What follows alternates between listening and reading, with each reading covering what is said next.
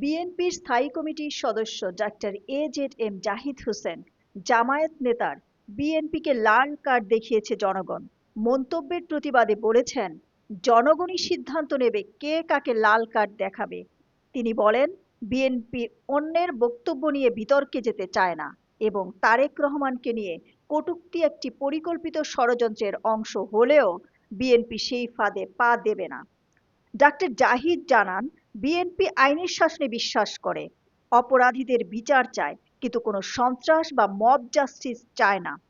তিনি অভিযোগ করেন, নির্বাচন পিছিয়ে দিতে দেশে আইন শৃঙ্খলা পরিস্থিতি খারাপ করার ষড়যন্ত্র চলছে।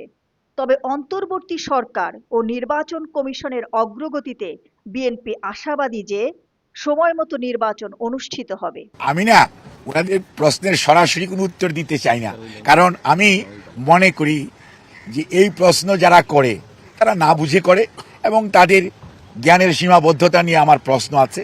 তাদের রাজনৈতিক আপনার অভিজ্ঞতা এগুলো নিয়ে অনেক কথা বলা যায়।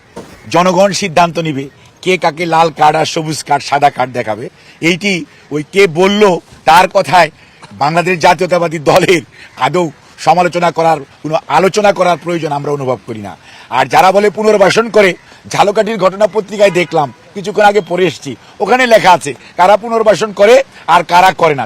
আপনি খুবই স্পষ্ট কথা যদি বলতে হয়, গতকালকে বাংলাদেশ জাতীয়তাবাদী দলের পক্ষ থেকে স্থায়ী কমিটির সকল সদস্যের উপস্থিতিতে মাননীয় মহাসচিব সুস্পষ্ট ভাষায় লিখিতভাবে বলেছেন, ঘটনা দুর্ঘটনা হোক, অন্যায় অন্যায়, কোনো অন্যায়কে ছোট, কোনো অন্যায়কে বড় করে দেখার যে প্রবণতা, কোনো অন্যায়কে কোনো একটি কর্নার থেকে কোনো একটি দলের উপর চাপিয়ে দেওয়ার চেষ্টা করা, এটিকে রাজনীতিকরণ ঠিক না। অন্যায়কে মনে রাখতে হবে অলওয়েজ ব্যাড, এবং অন্যায়ের পক্ষে কোনো মানুষ, সচেতন মানুষ, রাজনৈতিক কর্মী থাকতে পারে এটা আমরা বিশ্বাস করি না। কাজেই আজকে যেভাবে কাউকে আমাদের দলের ভারপ্রাপ্ত চেয়ারম্যান সম্পর্কে যে সমস্ত কথা কতিপয় লোক বলেছেন, আমরা বলতে চাই, আমরা শহীদ জিয়ার আদর্শের সৈনিক, খালেদা জিয়ার সৈনিক, তারেক রহমানের নেতৃত্বে আজকে বাংলাদেশের মানুষ গণতন্ত্রের জন্য উন্মুখ হয়ে আছে, ঐক্যবদ্ধ আছে।